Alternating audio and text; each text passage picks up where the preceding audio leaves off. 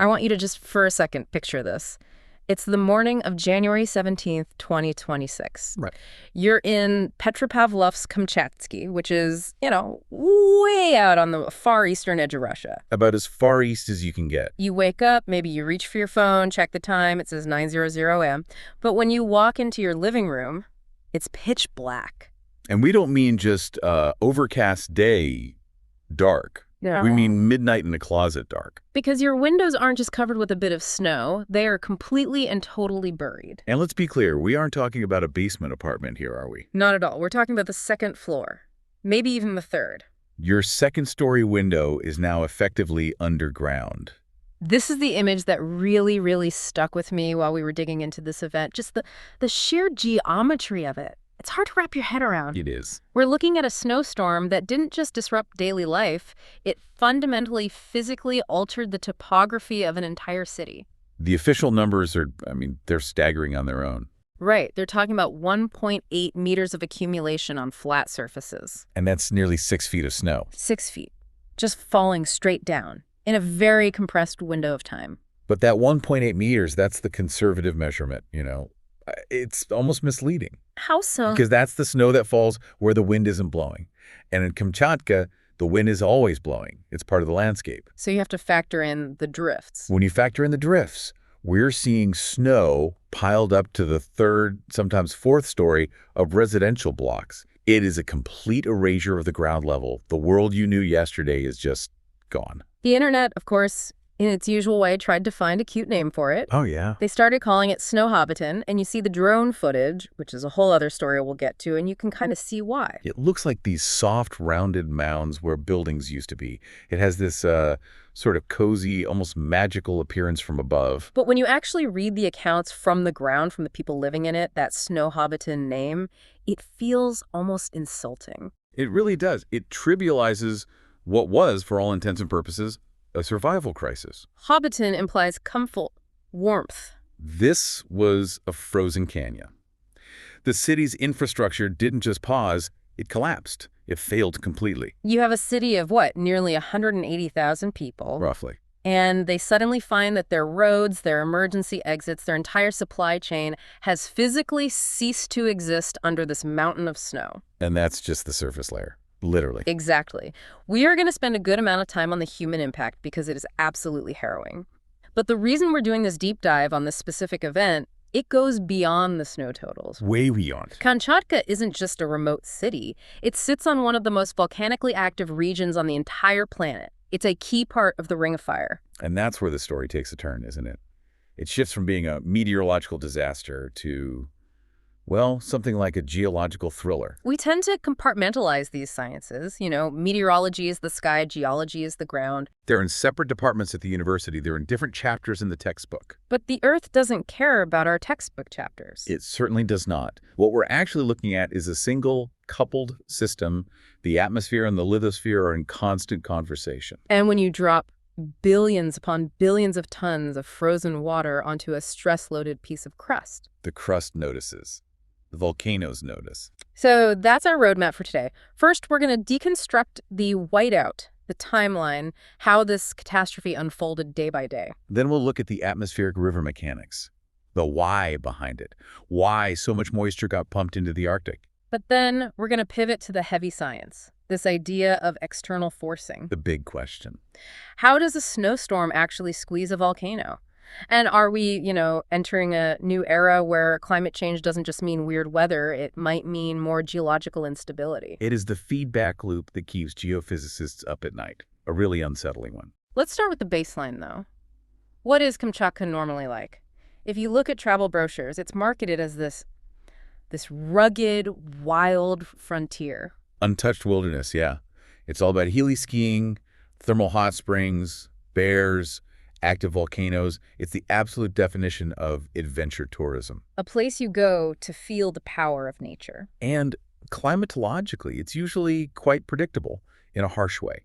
You have this constant battle between two massive systems. Okay. You've got the Siberian High, this huge, dense block of cold, dry air that sits over the Asian continent all winter. Right, that's the engine of the cold. And then you have the Aleutian Low and the currents from the Sea of Okhotsk, which bring moisture, and well, chaos. So usually it's just very cold, very windy, and you get that light, fluffy powder snow. It's a skier's paradise. Correct. The snow is typically dry, manageable, and the infrastructure in Petropavlovsk is built for that reality. They have massive fleets of snow removal gear. They know how to handle a meter of snow spread out over a month. They were not built for what started happening on January 12th, 2026. Not even close. Nobody was. So let's talk about the onset. Looking at the meteorological data, it didn't look like a standard winter storm even from the beginning. It looked like, what, a tropical injection. That's a great way to put it. That's the core anomaly. On January 12th, this huge cyclone system moved in. But it didn't just pass over, it stalled. It just parked itself right over the peninsula. And just started dumping. In the first 24 hours alone, the precipitation gauges recorded 50 millimeters of water equivalent. Which in SNI terms, depending on the temperature and density, that's a lot. That is an enormous dump of snow. But the real weapon here, the thing that turned it from a big storm into a catastrophe, wasn't just the volume, it was the velocity. The wind, the speeds were they were off the charts. We saw gusts clocking in at 50 meters per second. And for anyone trying to do the conversion, that is roughly 112 miles per hour. That's a Category 2, almost Category 3 hurricane. But with snow instead of rain. And that wind speed changes the fundamental physics of the snow itself. It's not just falling anymore. What do you mean? When snow falls in calm air, the flakes stack up loosely. There are lots of air pockets. That's your light, fluffy powder you can blow off your car. Right. But when you dry that snow at 50 meters per second, you're not just placing it on the landscape. You are sandblasting the landscape with ice crystals. It's that process, what is it called? Sintering? Sintering, exactly. The force of the impact smashes the crystals together. It forces the grains to interlock, eliminating all the air gaps. So what lands on the ground isn't snow in the way we usually think of it? No. It's a material with the density of styrofoam, or in some cases, even low-grade concrete. It's heavy, it's solid, and this is precisely why the cleanup failed so spectacularly. I was reading some of these accounts from the municipal workers. It's just heartbreaking. They were saying their plows, and these are massive industrial-grade machines. The biggest they have. They were just bouncing off the drifts, or worse, they'd push into one and just get stuck, wheels spinning, because they couldn't move the sheer mass of it. And there's a technical problem with plowing in those conditions that most people don't think about. Okay. You manage to push some snow to the side, right? You create a berm. But when the wind is blowing at 100 miles an hour perpendicular to the road, that berm you just made acts like a fence. It immediately catches more snow. Instantly. The road becomes a snow trap. You spend an hour clearing a kilometer, and 20 minutes later, it's deeper than it was before you started. It's a losing battle. And the timeline we have shows this wasn't a one-and-done event. It was like a machine gun. That is the cruelest part of this whole thing. January 12th was the first brutal hit. The crews scrambled. They worked around the clock, trying to open just the main arteries, to hospitals and fire stations. The bare essentials. And then, just as they're making a tiny bit of headway, on January 14th, a second cyclone hits. This one with winds of 38 meters per second, and then 2 more systems followed in rapid succession after that. So the city never had a chance to breathe, never had a chance to reset. No. There was no recovery phase. In less than 48 hours, the region officially received 52% of its entire monthly average precipitation. Half a month of snow in 2 days? But because of that wind drifting we talked about, some specific neighborhoods, depending on their geography, probably received 300% or even 400% of their localized capacity. The interblock roads, the small streets connecting the apartment complexes, they just vanished. Completely gone. And this leads us directly to this idea of the frozen canyons.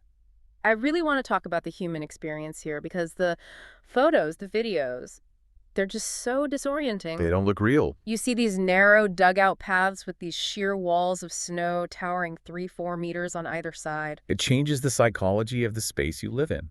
As humans, we're sort of programmed to see a horizon. We need that sense of openness. But when you're living in a canyon of ice, you lose all your bearings. And the most immediate practical problem was just access. Yeah. Getting in and out of your own home. The tunneling phenomenon. This wasn't, kids building forts for fun. This was necessary infrastructure created by citizens. It was survival engineering.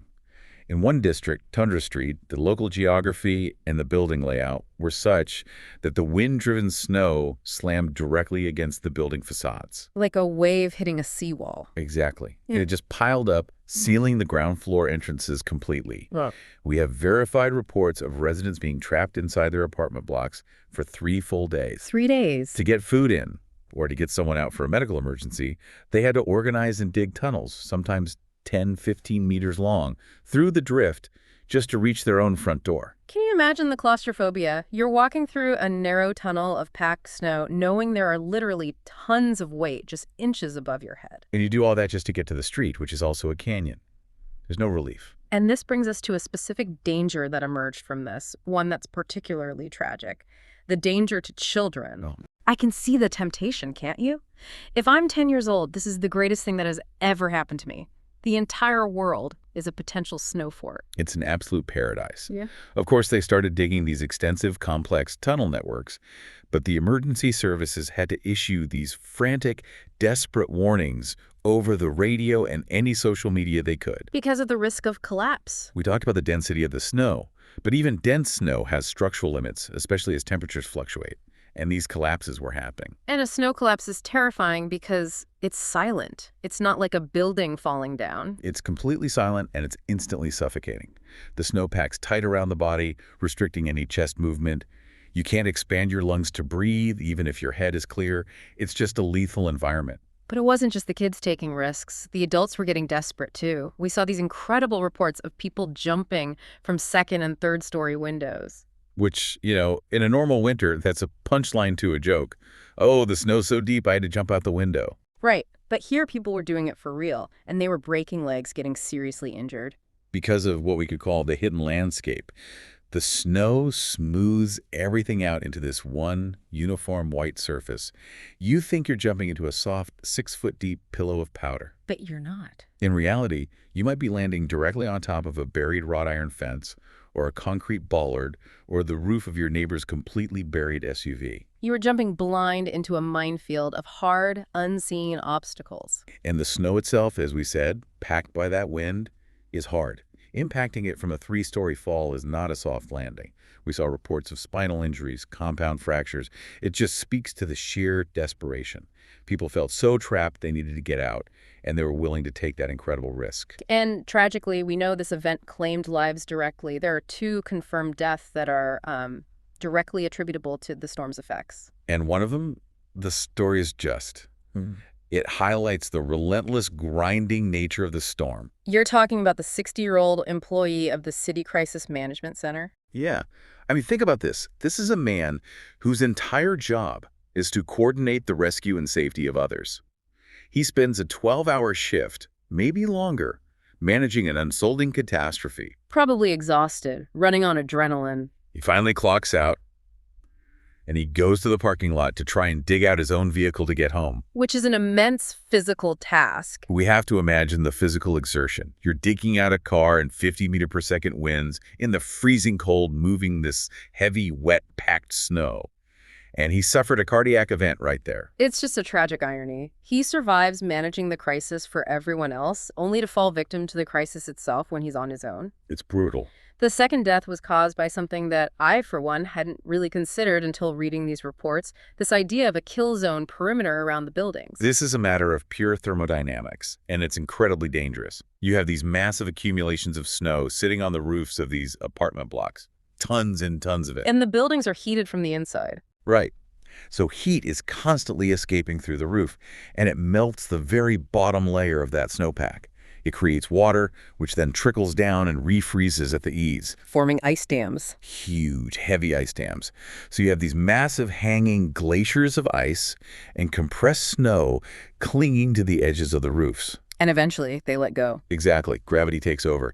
But because of the strange shapes of the drifts on the ground and the building architecture, these falling blocks, and we're talking about chunks weighing hundreds of kilograms, they can ricochet. They don't just fall straight down. No. They can hit a drift and bounce outward, sometimes up to 7 meters away from the building's wall. 7 meters. That's more than 20 feet. So if you're walking on the sidewalk, even if you think you're clear of the roofline, you're still well within the target zone. You're in the kill zone. Yeah. And that is reportedly how the second victim died. struck by a massive chunk of falling ice and snow. It meant that nowhere outside was truly safe. The roads were impassable, the sidewalks were active kill zones, and all the open spaces were buried. And amidst all this physical chaos, the information landscape was just as chaotic. It really was. We live in this bizarre era of AI and deepfakes, and this storm seemed to break the reality filter for a lot of people online. It was a fascinating sociological side effect of the disaster. You had residents, trapped in their homes, posting videos from their windows of four-story buildings literally buried up to the roof. Legitimate, real footage. But the imagery was so extreme, so far outside the bounds of what we consider normal weather. That social media algorithms and just regular viewers started flagging it as AI generated. People simply couldn't believe it was real. So reality itself became too unrealistic to be believed. Exactly. And then to make it even worse, you had people who were actually generating AI videos, exaggerating it even further, showing 10-story buildings buried to the top. Which just muddied the waters completely. It did. And it actually hampered the aid response in some ways. When the outside world thinks your legitimate disaster footage is just a mid-journey prompt, they don't take it as seriously. They don't send trucks. Speaking of trucks, the economy just stopped. I saw a figure of an 80% revenue drop for local businesses. It's total paralysis. You have to remember, Kamchatka is a peninsula that, for logistical purposes, behaves like an island. Right. Everything has to come in by sea or air. And when the airport is shut down for days and the port is frozen in and inaccessible, the supply chain dries up almost instantly. The shelves go empty fast. Very fast. And that psychological shift for the population from, oh, this is a cozy snow day, we're all stuck inside, to we are genuinely running out of fresh food. Yeah. That happens in about 48 hours. It's a very rapid descent from inconvenience to fear. So, okay, we have the what? A city buried, an economy frozen, and a population under siege. Now we need to get to the why. You mentioned earlier that this wasn't a normal Arctic storm. It had, you said, tropical fingerprints. That's where you have to look at the atmospheric science, specifically a metric called Integrated Water Vapor Transport, or IVT. Okay, break that down for us. Basically, when meteorologists look at an atmospheric river, they're measuring two things: how much water vapor is in the column of air, and how fast that column is moving. So it's like the flow rate of a river in the sky. Exactly. And usually the really high IVT values, the big fire hoses, are found in the tropics or maybe pointed at the California coast in the winter. The Pineapple Express. The Pineapple Express, that's a classic example.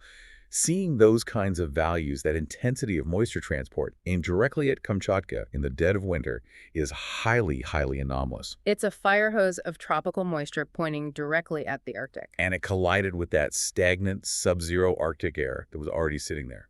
When that happens, the atmosphere has no choice. It has to wring all that moisture out. Thermodynamics demands it. And at those temperatures, it falls as snow. Copious amounts of snow. But the fuel source for this fire hose is what really worries climatologists. And that's the ocean. The Sea of Okhotsk.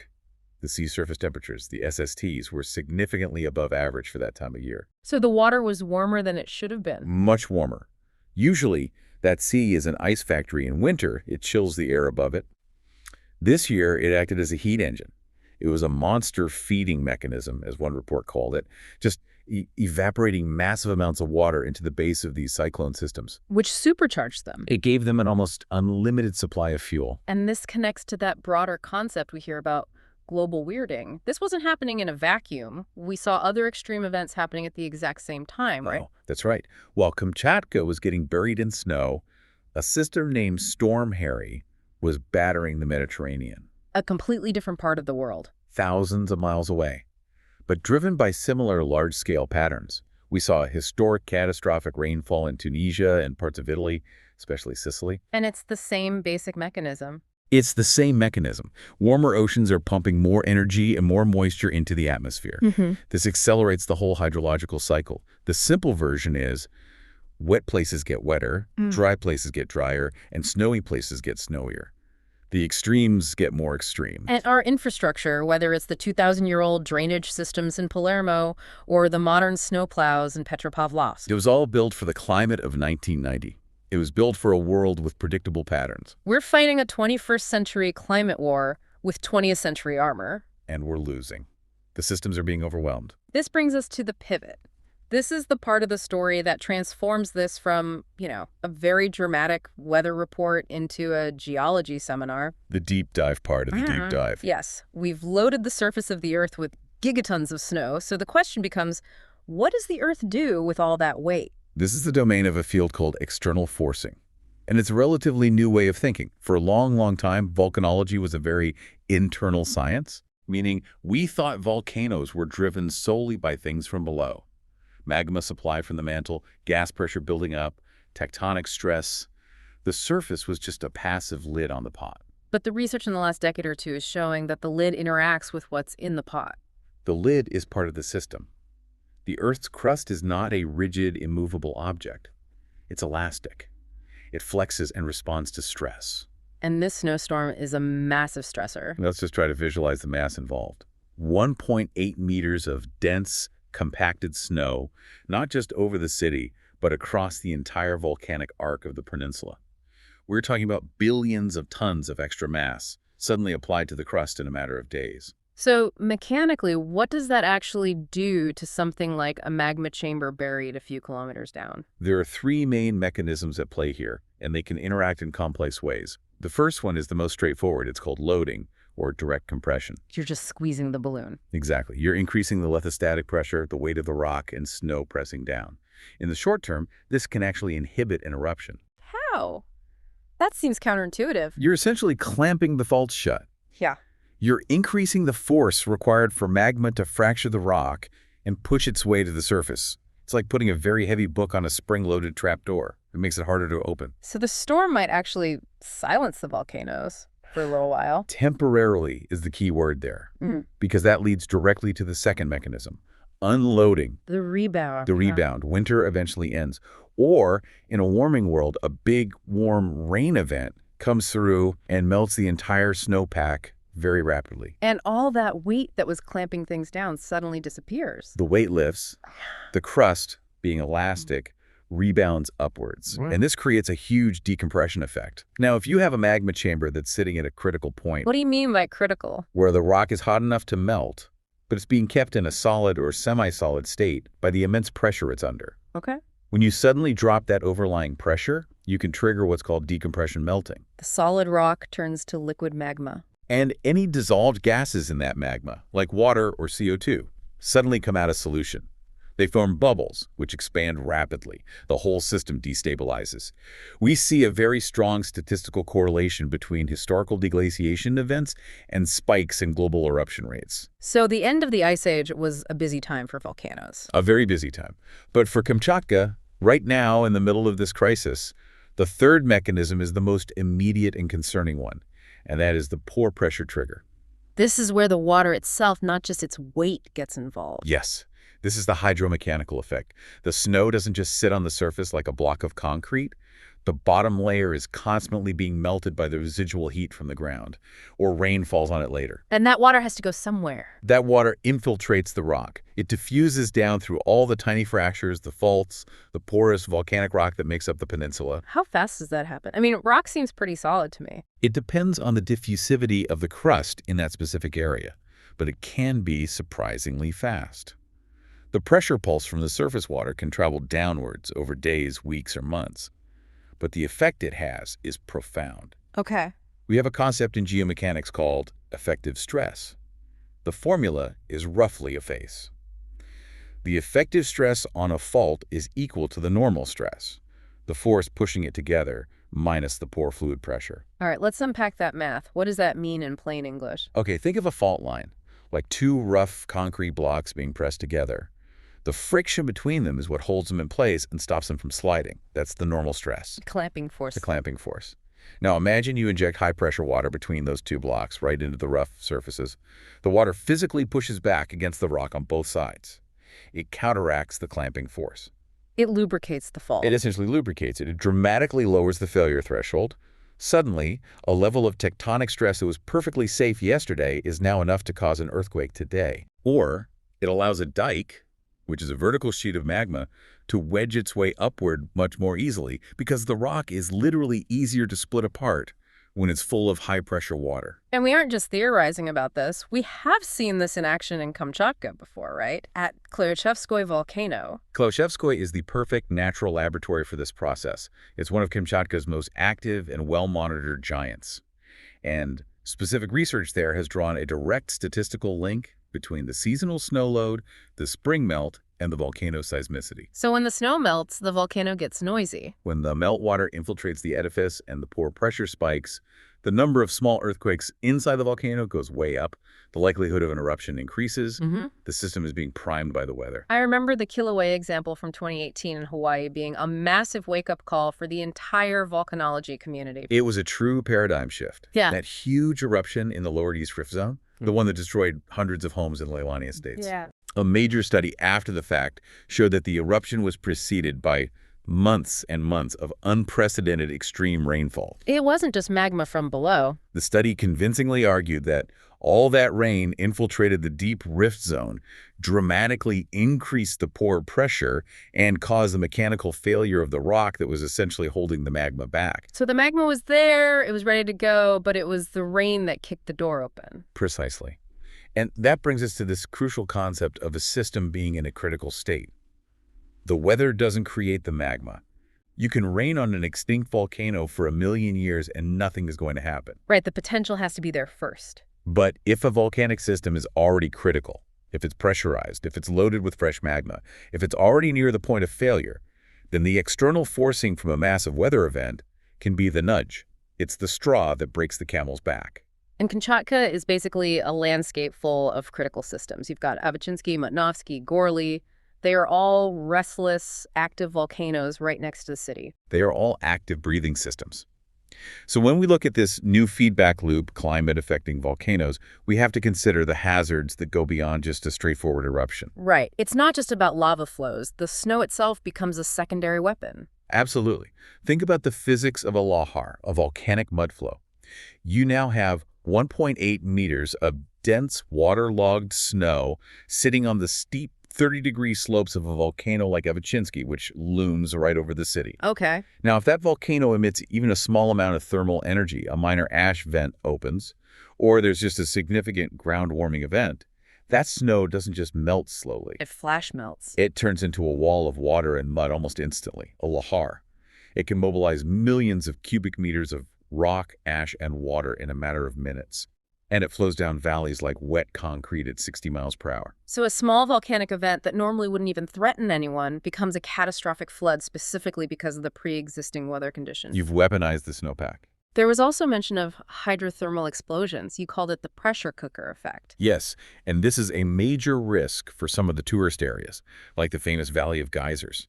If you pack a thick, heavy, dense layer of snow over a hydrothermal system, a steam vent, or a fumarole, you are essentially sealing it. You put a lid on the pot. A very strong lid. The steam from below continues to rise. The pressure builds and builds under that cap of snow and ice. Eventually, the yield strength of that ice cap is exceeded. And boom. A phreatic explosion, a steam blast. It violently blasts shards of ice and rock out in all directions. They're completely unpredictable and absolutely deadly if you're anywhere near them. It's just fascinating to think about the sheer scale of these forces. We usually think of the moon as the big gravitational influencer on Earth, you know, with the tides. And tidal triggering of eruptions and earthquakes is a real measurable phenomenon. We can literally measure the Earth's crust, breathing, rising, and falling as the moon passes overhead. But this is different. The stress changes from the tides are relatively small, and they're very smooth and cyclic, predictable. The stress change from this snowstorm. It is massive, it is chaotic, and it is sustained over a long period.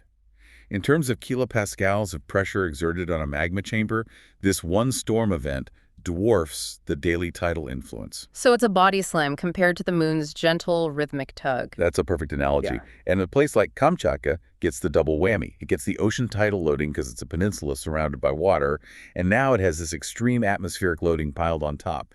The crust there is being worked from all angles. So as we start to wrap this up, I'm just left thinking about the fragility of our basic assumptions. We build our cities, whether it's Petropavlovsk or Seattle or Tokyo, on this fundamental idea that the ground is solid and predictable and the weather is just weather. We build on the stationarity assumption. The idea that the statistical patterns of the past are a reliable guide to the future. That assumption is now dead. It's over. We are living in a non-stationary world. A world where the systems are all talking to each other and the conversation is getting louder. The atmosphere creates a load. The lithosphere responds to it. The hydrosphere, the water lubricates the faults. The geosphere slips. It is one single coupled system, and we're pushing it in ways we don't fully understand. So the people of Kamchatka are, right now, digging their way out of the whiteout. But the story isn't over once the roads are clear, is it? No, not at all. The danger just evolves. As spring approaches, the risk shifts from the danger of being buried to the danger of being flooded by the melt, and potentially the risk of being shaken by the seismic and volcanic reaction to all that water infiltrating the ground. We need to be monitoring these volcanoes not just with seismometers and gas sensors, but with weather satellites and groundwater models. We need to know how wet the rock is.